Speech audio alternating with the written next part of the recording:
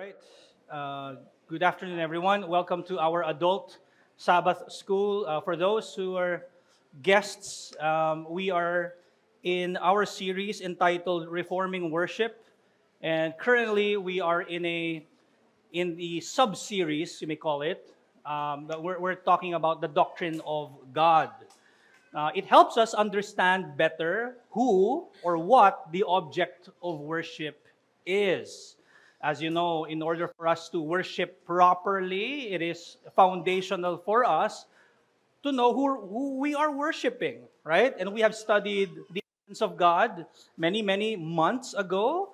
And also, we looked at the Trinity and what we call the eternal relations. The Father is of none, the Father is unbegotten, the Son is eternally begotten of the Father, and the Holy Spirit is eternally breathed out or spirated from the Father and the Son. And last week we started our study of the decree of God, and we defined the decree of God as an act of God.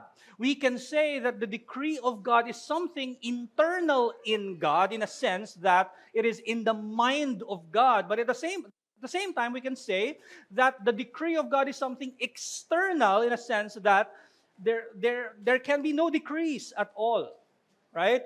That is not necessary in the sense that God can exist by himself, in and of himself, without his decree. Okay, so we can say that the decree is external in that sense, but internal in the sense that it is eternal. The decree itself is not time bound, that it is in the mind of God. And we mentioned that the decree is the act of God by which he determines all things that exists, all things that has existed outside of himself. Anything outside of God are considered part of what he has decreed. Okay? If it doesn't exist, then God did not decree for it or for such event to exist. Okay? Now, just a review, I've put in your handouts another definition by Joel Beeke and Paul Smalley in their Reformed Systematic Theology, Volume 1 book. They said, the divine decree is the eternal and sovereign purpose of the triune God based upon his will alone. We also defined will as the inclination, right? The inclination of God. We can also apply that word or that term also to humans, right? We have will, we have free will, and whatever we choose here on earth depends on the kind of freedom of our will, depends on whether we can choose freely the blessedness that God gives to us, or we can choose freely the sins that we want, right? It depends. But we have free will. So lahat or everything that God has decreed, that's according to God's will, to his inclination, to his desire. Okay? Based upon his will alone, according to his incomprehensible wisdom and goodness, that determines, and this is what the decree does, it is the cause of all these things, all persons, things, events, and relationships outside of himself. For what? For what end? For what purpose? For his manifest glory in Jesus Christ. I think that definition of Joel Beeke and Paul Smalley show to us of the characteristics of what the decree of God is. And again, we looked at these characteristics last week. We looked at half of them. And by the way, I credit Joel Beeke and Paul Smalley for the 12 characteristics. I just added some quotations from other theologians. And so again, we looked at the decree as being eternal. It is an eternal act. It did not happen in time. It did not happen after he created the heavens and the earth. No, the decree happened prior. In fact, there is creation because there was the decree. There was a decree. Okay? In God's decree, he determined to create. He determined that he would save a people and give the people to the second person of the Trinity as a bride. Right? So, number two, the decree is a sovereign act. What do we mean? It is a free act. Right? God is free to do things that He wants based on upon His good pleasure, according to the book of Ephesians, right? Good, based on His good pleasure, not based on anything that anyone did. Okay? Thirdly, the decree is an infallible act. It cannot fail. The decree of God cannot fail. What He has determined before time, it will happen, will surely happen.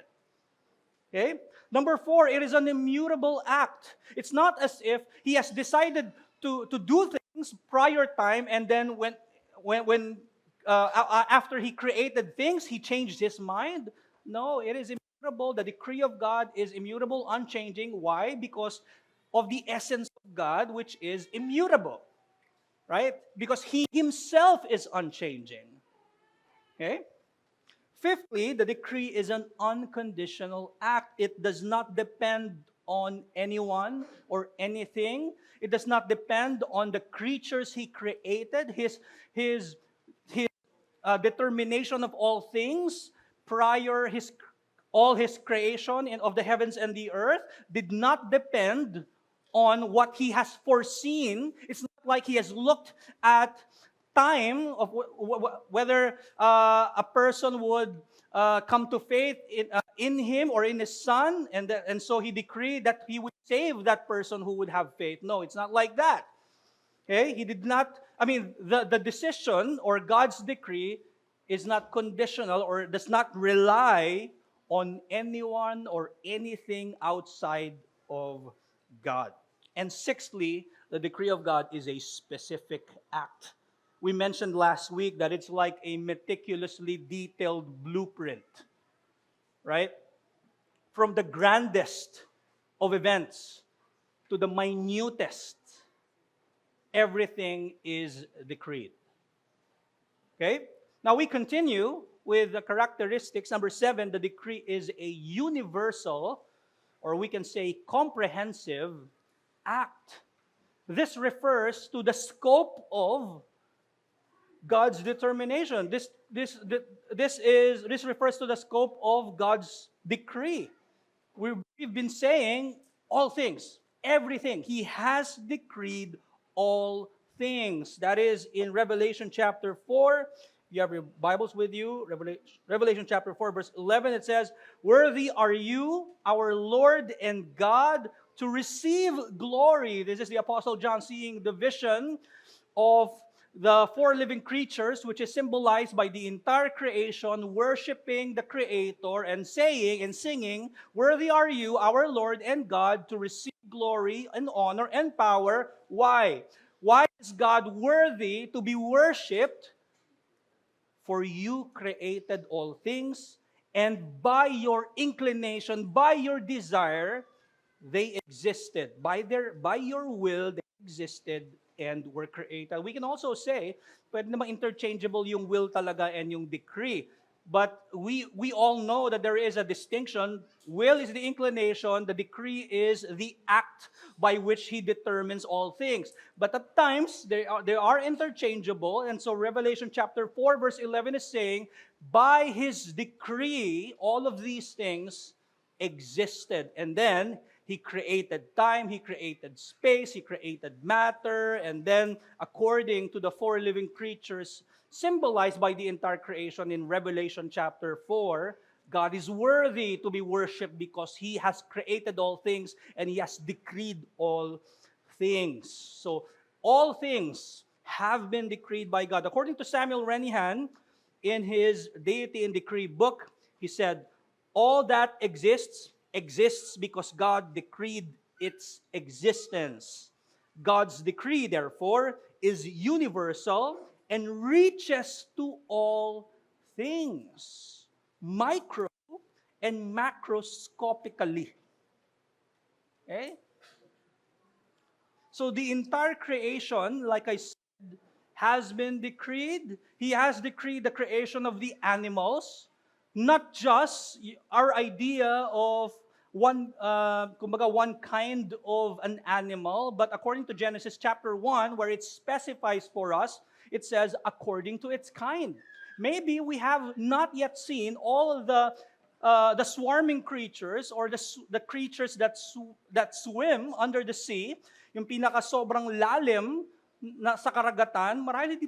Probably we have not seen all the creatures, but all of these things exist because they were created by God, and they have been decreed by God to exist.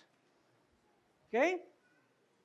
Not only God's creation, but God's maintenance or God sustaining His creation is also decreed by God. His providence, everything that is happening, not just the things that He has created. There has to be a distinction between creation and God sustaining creation or God maintaining creation. Both, though, were decreed by God before time. God decreed for all things to exist. God decreed for all movements that happened on earth since the beginning of His creation up to the end. They're all decreed by God. From the grandest to the macro, from the macroscopic to the micro or to the minutest details that we can think of. Everything has been decreed by God. Yung alikabok na nakita mo lumipad from the bintana dahil di ka lang nakapaglinis, yan ay dinikri ng Panginoon.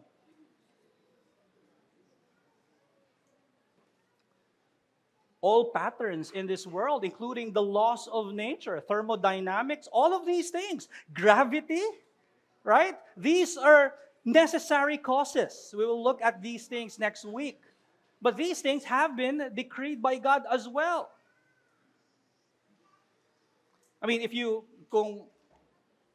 get your phone at ihuhulog mo siya, for sure mahuhulog siya. Even that, yung gravity that pulls the phone, decreed by God.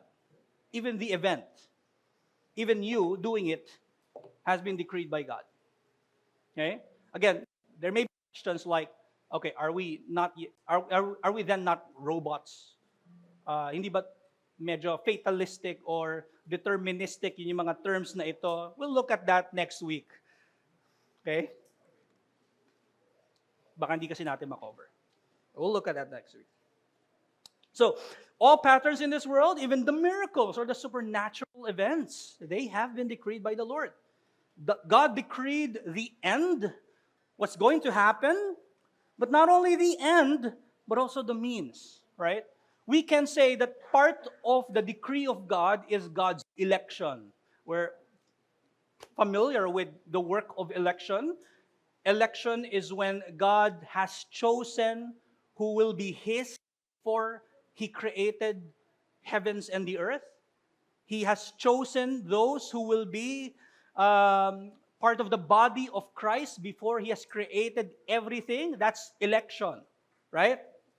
And so we believe that one is saved because one has been elected or one has been chosen by the Father before time began. We can also say that one is saved because God has decreed for that person to be saved. Because God's election happened within His decree, within His determination of all things. Now, we might think, God has determined all things. Why do we even need to preach the gospel to people? Right? But we can also say that you were saved because you heard the gospel. Because someone was enabled by God, trained by God to preach the gospel, proclaim the gospel to you. And you know what? Even that has been decreed by God. That is the means. You can't go to the end without the means. But see, the decree covers both the end and also the means. God has decreed all things. Okay? Even our prayers, we can say, for example, we've been praying for a friend of ours to be saved. And yet, after a few months, that person was saved, because we can also say that the reason why is because we've been praying and God heard us. Because prayer is a means for God to accomplish His purpose. But yes, He has decreed the end and also the means. He has decreed the evangelism and also the prayers, intercession of the saints for that person to be saved. He has decreed the means and also the ends. And so the point here is that His decree includes everything and all the events that happens in His creation. Eighthly, the decree is a mysterious act. Since God in Himself, as we know, we have learned that in His essence, He is incomprehensible. Since He is incomprehensible and we are but finite beings, we don't have a complete comprehension of who He is and also of what His decree is. According to 1 Corinthians chapter 2, verse 7 to 10, it says there, "But we impart a secret and hidden wisdom of God, which God decreed before the ages of our glory." What the Apostle Paul has been imparting to the church of Corinth is simply the redemptive work of Jesus Christ. And he calls this redemptive work as a secret and hidden wisdom of God, because not everyone would understand this. Because for a lot of people, it would remain mysterious in a sense that their eyes would completely be would not see or understand such wisdom of God. And yet, this has been given to the apostles, to the Apostle Paul, to preach also in the early church. This has been decreed by God before the ages for our glory. None of the rulers of this age understood this. That too has been decreed by God for the rulers of this age, specifically in the time of Paul, to not understand it. For if they had, they would not have crucified the Lord of glory. That is, if you remember Peter's sermon in Acts chapter 2, according to Peter, he says that it is according to the foreknowledge and definite plan of God, right? The death of Christ, the murder of Jesus Christ is according to the definite plan seen in His decree before time began. Now, verse 9, "But as it is written," Paul says, "what no eye has seen, nor ear heard, nor the heart of man imagined, what God has prepared for those who love Him." It remains mysterious. We don't have a full comprehension of the whole complete works of the Lord, apart from what He has already revealed in the Scripture. More so, His decree, we don't know all things that He has decreed. Okay? And by the way, when I say all things, and Him decreeing all things, I'm not saying that there are many decrees. There's just one simple decree by God. In our mind, it seems as if there are many because we are wired, we are created in a way that we usually quantify things, right? And that's what we are seeing here in creation, here under the sun, here on earth. We're seeing a lot of things happening because we're all created beings. But remember, God is not composed of parts. He is simple. Therefore, he just had one simple act. He just had one simple decree, and that's it. And when it applies or when He executes it in creation, it seems as if there were many, but it's just one decree. Okay? And so, what was revealed to us in His decree is worthy of our worship. How much more when God has revealed those things that He has not revealed yet? That's why we look forward to the return of Christ, because when we see Jesus Christ, we would know more about who He is. And we will not know everything, but this should, of course, motivate us to worship God. According to Gerhardus Voss, on the one hand, sin is against God's holy nature. On the other hand, there must have been considerations in God that nonetheless caused him to decree to permit it.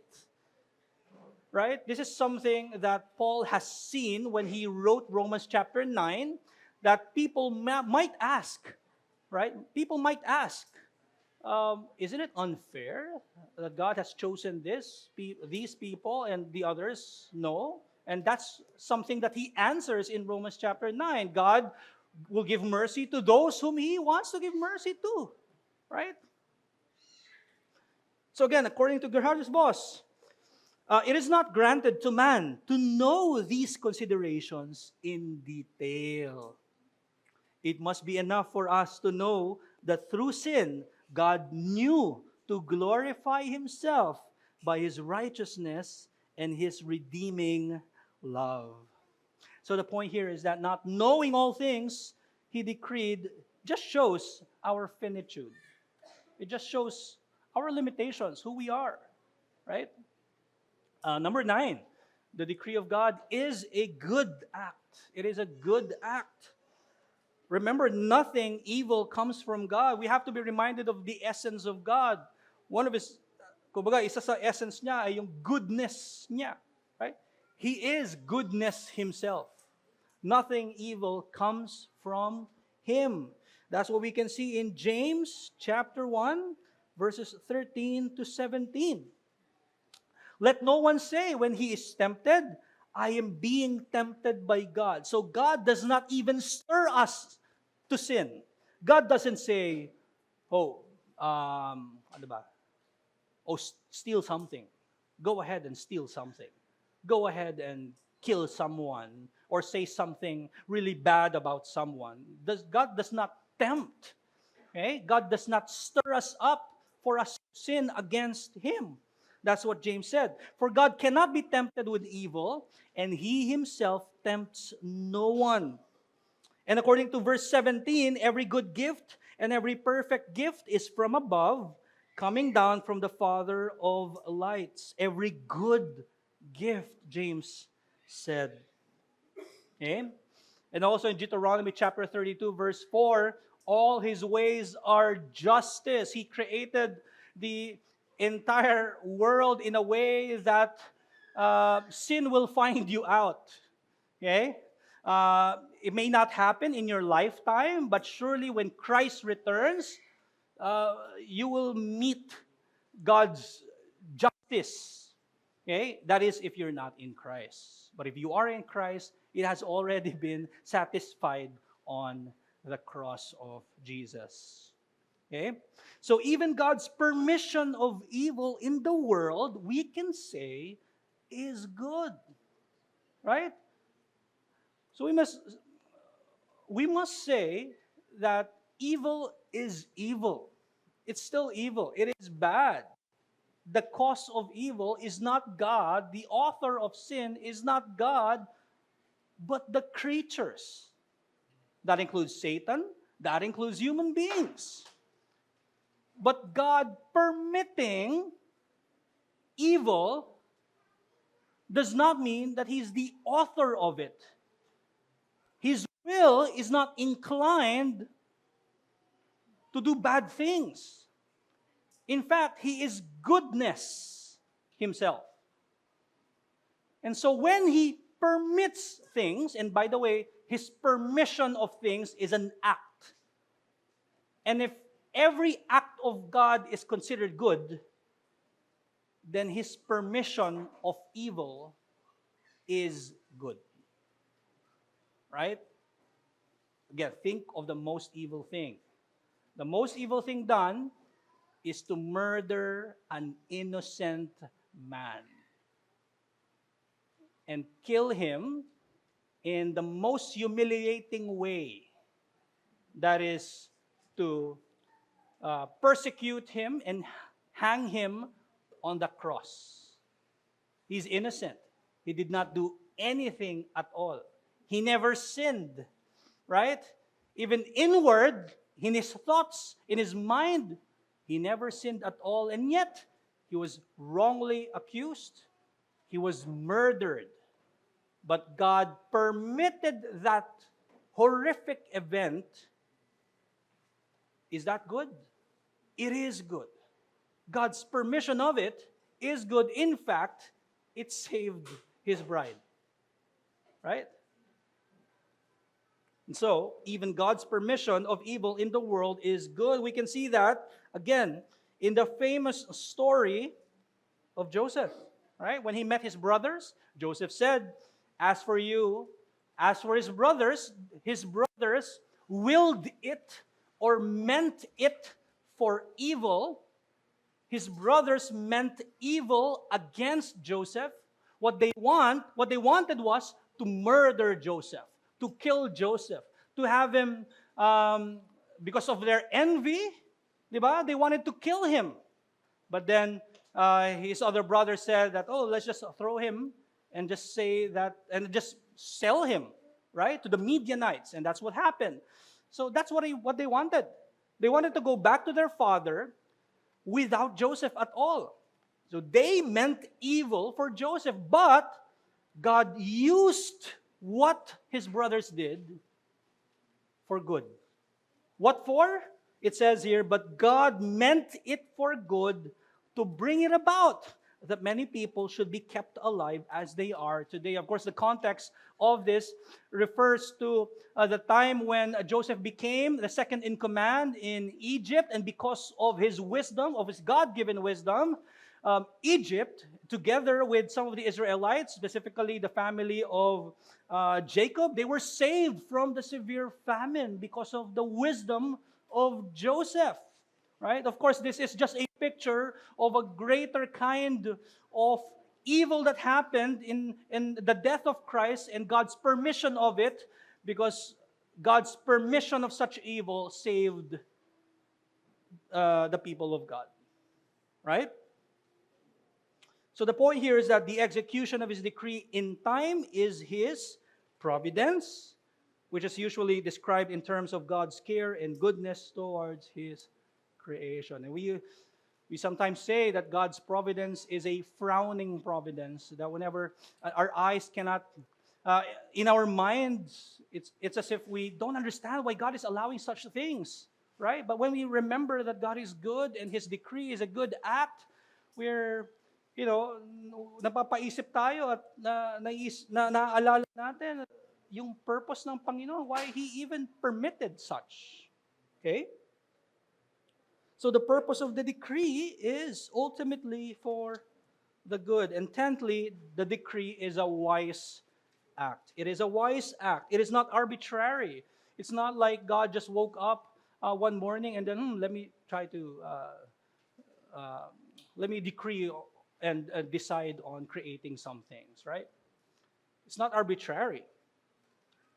By the way, there's such a theology na medyo ganon ng understanding that the decisions of God depend on what's going on, right? Merong ganong understanding of the doctrine of God. Okay? So his wise decree makes the wisdom of the world foolish in 1 Corinthians chapter 1, verse 25. For the foolishness of God is wiser than men, and the weakness of God is stronger than men. In fact, in the eyes or in the minds of those foolish, the acts of God are foolish. No, I mean, why would God save by dying? Right? In the eyes of the foolish ones, they think that the acts of God, specifically his decree, his decisions, his determination of all things, are but foolish.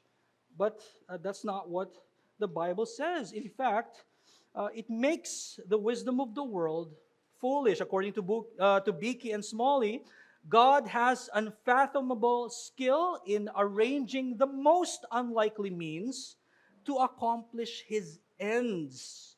It seems foolish for God to have sent his Son to the shameful death of the cross. But the foolishness of God, according to Paul, is wiser than men.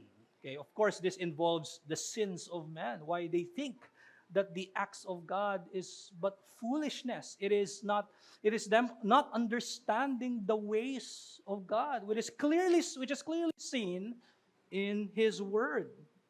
So the point here is that the gospel helps us understand the wise decree of God And because of it, even in times of hardship, we can definitely say, according to Koheleth or to King Solomon, he has made everything beautiful in its time. Apart from the gospel, we cannot even repeat that and affirm it. Right? Only because of the gospel. Because in the gospel, where it is where we see such an evil act by men, and at the same time, the good act of the Lord. So we can trust, brethren, we can trust in the ways of God because He Himself is wise. Because He is wisdom Himself, therefore His acts, specifically His decree, is a wise act. Number 11, the decree is a Christ-centered act. It's as if it's going to a specific direction. He didn't decree or decide to create on all things just for random purposes. No, it is, kumbaga, it's going gearing towards a specific purpose. Okay, that is to exalt the Son. His decree is a Christ-centered act. It revolves around Jesus Christ. In Psalm chapter 2, verses 7 to 8, it says, I will tell of the decree. The Lord said to me, you are my son. Today I have begotten you.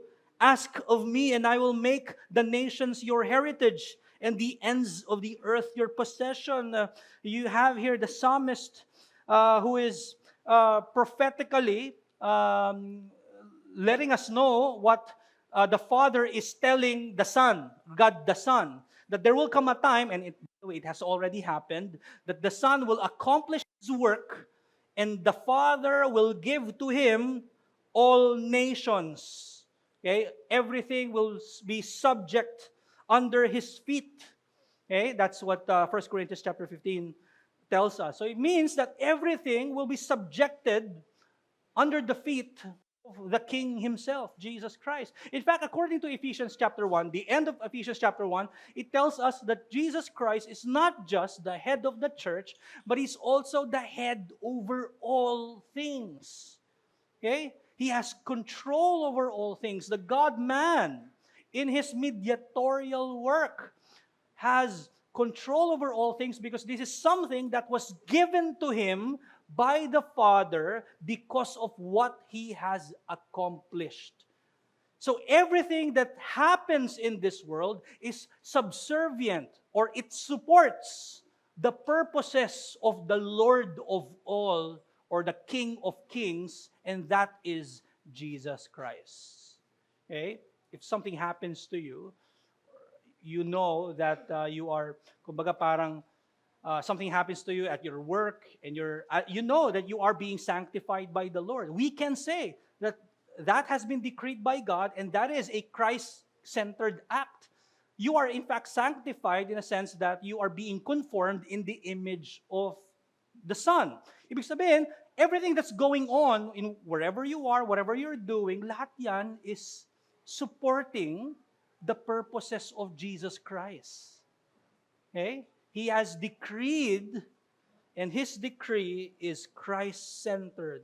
All things were created having in mind the agent, okay, created by, and the goal created for. The agent and the goal of creation, who is Jesus Christ. Colossians chapter 1, verse 16. It says, He is the image of the invisible God, the firstborn of all creation. For by Christ all things were created, in heaven and on earth. By means He is creator. In heaven and on earth, visible and invisible, whether thrones or dominions or rulers or authorities, all things were created through that, having in mind providence, having in mind the providence of God is tilted, or Son tilted, or Jesus Christ tilted in a way to support the purposes of Jesus Christ. That's what you mean by through Him. Not only that, the goal. What is it for? Why did God create all things? Why did He decree all things? For the Son. For Jesus Christ. So that Jesus Christ will save His bride. He has created all things so that there will be a stage where He will do His great redemptive act to save His bride. That is what creation is for. And whatever's happening in creation, it all supports that Christ-centeredness in God's decree. And so creation is intricately linked to the Son, and without Christ, the form and purpose of creation as we know it would not exist. And so creation is not just sun-tilted providence, and of course, redemption is sun-tilted. Tilted para kay Kristo. Okay? Permission of evil has been decreed to show the necessary redemption brought about by Jesus Christ. Let's go to Acts chapter 2, verse 23. According to Peter, in his sermon, this Jesus delivered up according to the definite plan and foreknowledge of God. Peter is saying this has been planned before time began, that Christ would be delivered and be killed. But Peter also, while saying that this has been decreed before time began, he's also saying that, oh, you sinned. You crucified and killed Christ, right? You see there God's sovereignty, at the same time, man's responsibility. They indeed sinned against Christ. They indeed sinned against God. And at the same time, was their sin decreed by God? Yes. Are they not responsible? Are these murderers not responsible for killing Christ? They are responsible for killing Christ. Did God allow or permit that to happen? Yes, God did. Did God use that murder to bring about the salvation of men? Yes. According to Richard Daniels, in the Christology of John Owen, he said, it is difficult to conceive of a more Christocentric or Christ-centered view of the purpose of God in creation, that this which subjects the creation and history of the universe to the manifestation of the glory of God in its renovation by the Son. Everything is under the redemptive purpose of Jesus Christ, the creation of all things. According to Jonathan Edwards, and I quote, God created the world to provide a spouse and kingdom for His Son, and the setting up of the kingdom of Christ and the spiritual marriage of the spouse to Him is what the whole creation labors and travails in pain to bring to pass. We know that that's going to happen. We know that already happened. Christ will return, right? And so God decreed so that the Son would receive His bride. It is Christ-centered. And lastly, if this is Christ-centered, this is God-glorifying. The decree is a God-glorifying act. According to Beeke, His decree to create the world demonstrates His worthiness of praise. That's what we can see. That's what we have read in Revelation chapter 4, right? Worthy is God, for He has created all things, and by His will, all things existed. Okay? So the ultimate result of the decree, many times Paul repeated this in Ephesians chapter 1, to the praise of His glory, to the praise of His glory, to the praise of His glory. God has chosen to the praise of His glory. God has adopted us as His sons to the praise of His glory. By the redemptive work of Christ, to the praise of His glory. God has sent to us His Holy Spirit to the praise of His glory. That is the ultimate purpose. So God's decree serves as the means by which God's manifold attributes are displayed and magnified. God also wants us to know Him more. In His decree, what He wants is for us to know Him more. That's why part of that decree is permitting evil. If He did not permit evil, How would we know how merciful God is? How would we know how loving God is? How would we know how gracious God is if He did not permit sin? Right? We may know holiness or His majesty, but God so want us to know Him more and better. And that is the wisest way to do it. Who are we to say? We are but clays. Who are we to tell the potter, oh, you should have done better? There are other ways, God. Why choose this? Who are we? Right? Yun ang sinabi ni Paul, by the way, in Romans chapter 9. So according to Gerhardus Voss, God's decree is one and is oriented to one highest goal. That's why even in the last lecture, we have been saying the decree is, because that's just one decree. Okay? And so it is one and is oriented to one highest goal, that is the glorification of His name, of Himself, especially for His creatures, angels and men. This is the goal to which God's decree is directed. The proof for this lies in the simplicity and self-existence of God. And so quick applications. First, how does this relate to our worship, given that ultimately our lecture is under reforming worship? Our response to understanding God's decree is, of course, worship. Mas lalo tayong ma-encourage to worship the Lord. He is a faithful God. Okay? And come to think of it, that God has us in mind before He created the world.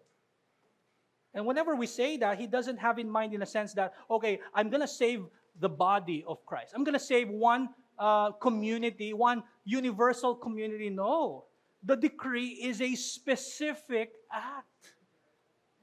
I'm going to save this person is saved. He knows our name. The decree is a specific act, remember? And so knowing this, all the more we should be encouraged to worship God. God has, in fact, even our worship of Him has been decreed by God. God has decreed that we worship Him. According to Mark Jones, we can thank God that we worship Him because He has determined both that we do so and that we stand in awe of His holy being as image bearers of the true and living God. Thirdly, this doctrine increases our dependence on God, who is good. We can trust Him. We can definitely trust His plan. Whatever's happening in our lives, we can rest on who He is. He is a sovereign God, and His decree is wise, wiser than our minds, wiser than us, right? The problem is we rely too much on our own understanding. But this doctrine reminds us that we must rely on the wisdom of God, on His acts. Number 4, this recognition of our dependence on God is a powerful motivator for worship. It is the decree, this doctrine is the response to the study of such doctrine is worship. And in fact, even this study would motivate us all the more. It is a powerful motivator for worship. Next week, we're going to look at how this play out, knowing that we are also free. Pag-aaralan natin yung will ng man and how meron tayong tinatawag na concurrence, yung will ng Diyos at ang will ng tao. How does that play out? We're going to look at that. And of course, we're going to look at it in a way that it relates to worship. So, God willing. Sige, this ends our lecture po this afternoon. Any questions? Check. Hello. Yes, Mike. I don't know how to ask this properly, but yung decree of God is tama po ba that it's not necessarily the kumbaga ano po yung agent of the decree, what manifests what the decree is. Kumbaga let's just say for the manifestation of light. Diba po, in Genesis 1, it's God's words speaking, let there be light. Okay. So parang my question lang po is, ano po yung, like, is it a separate thing po na God's decree is not necessarily what manifests what the decree is? I don't know if that makes sense. Parang, how does yung decree po ba is just simply ano yung gusto ni Lord, and then yung mangyayari po is yun, separate, yeah. I don't know how Right. to ask A it. good question. So kumbaga parang, correct me if baka mali yung ano ko. Parang sinasabi mo ba parang ang decree ng Diyos, is it parang something outside of God pa? Or parang ganun ba ang question mo? Kumbaga, if God has decreed that this will happen, Okay. kumbaga, Well, it's an act. yes, It yes. is an act of God. So Yeah. kumbaga, that's as good as His words na parang, since it's from His words na it will happen. Therefore, Okay. yun na yung manifestation niya. Okay, Kumbaga. so let me try to ma-check kung naintindihan ko siya. Parang are you trying to parang compare it, let's say, the word of God that He said in the Bible, parang promise niya. For example, He will send the son of the woman, parang ganon. So the difference there is that promise happened in creation. But the decree did not happen in creation. It happened before creation. So it is an act of God that He did outside of Himself, and at the same time outside of creation. So medyo ano yung decree? It is internal in a sense that it is in His mind, but is external in a sense that it is not in creation, but outside of God. Does that make sense? Yes. Yeah. Tito Joy.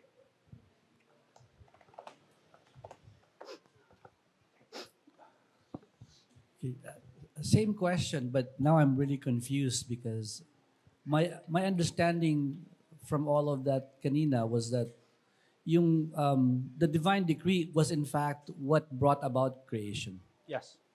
right? So and everything, as you said kanina, it is incomprehensible. We cannot Yes. understand it. We can begin, and then you mentioned that that one divine decree sort of bred or resulted in all other decrees. No, it resulted in all creation. There's only one decree that caused everything. Right. And everything in eternity, everything that's happened is In according creation. to His will, right? Yes. Even what's happening to us now, Yes. what will happen, all events Yes.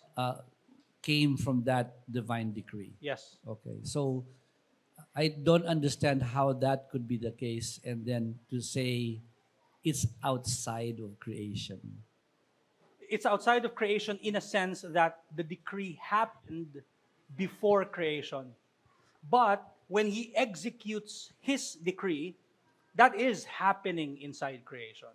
Okay. So the divine decree is what initiated creation. Amen. Yes. All right. And everything that happens in creation. Yeah. Any more questions? John? Hi, Pastor. When you say that, or when it said that God permits evil to happen, Yes. it sounds like it's a passive act or a reactive act. But it's correct to say that it's is His permitting evil. It's still an active decision of His. No? I guess you can say that, yeah. Yeah. Because it's not like... So part of His decree is what we call reprobation. We'll look into that in the siguro probably coming weeks. It is defined in a way that hindi naman parang reactive. Kasi when you say reactive, it's like anything that is outside of God has his or its own mind, and that just God, alam mo yun, just parang walang dinicree si God, but it's more like He just permits it. It's not in a sense na reactive. I would say that even his permission of it is an actual, it is an active work of God. So, yung permission niya. Yeah. Parang I remember it's saying, parang it said in our confession na something him about God not being the author of sin and something about secondary causes. I was always confused about So, that so there's a section. difference between being active in a sense that sin comes from him. There's a difference, may distinction from that being active, the one actually sinning or the one enticing people to sin. That would make him an author of sin. But there's a difference or distinction in the sense that he is actually permitting it to happen, but it's not coming from his will. It's not coming from his desire to actually sin. But what comes from his will is permitting it so that he can use it for the good. Does that?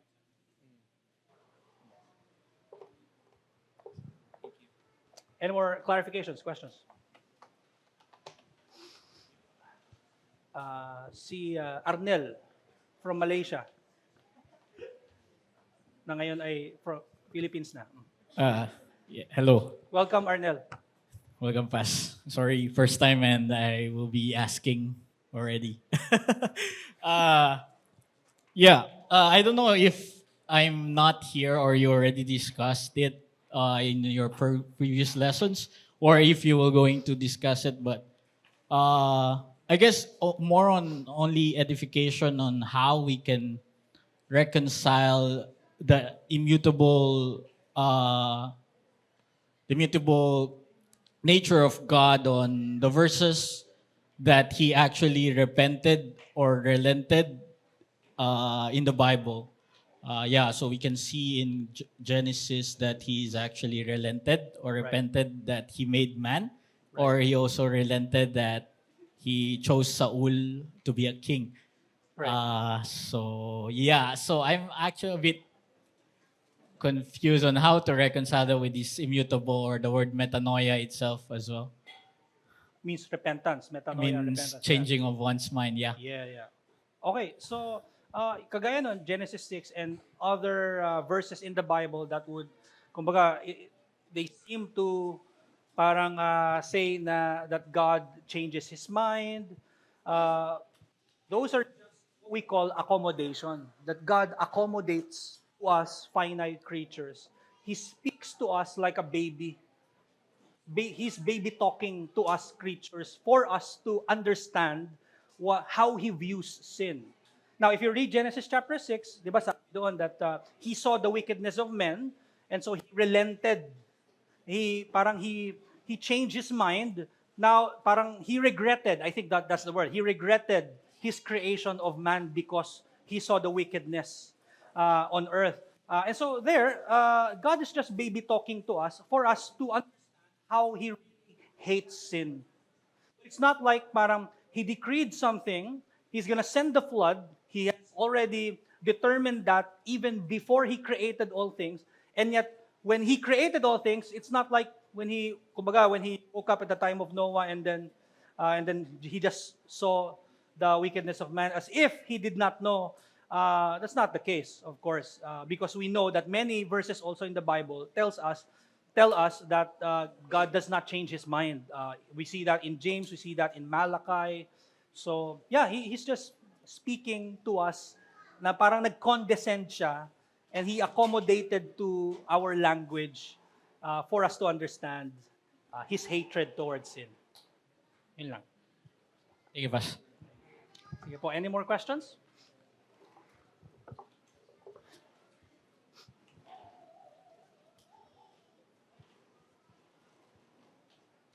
Any more questions?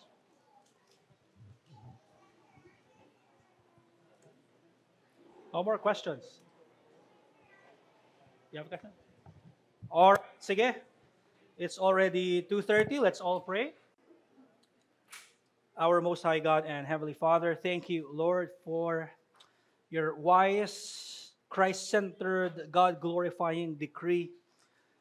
This helps us, O Lord, to understand who you are and what your purposes are in this world. Thank you that this reminds us of your love and care for your people, that you've made all things, created all things for the purpose of saving Jesus Christ's bride.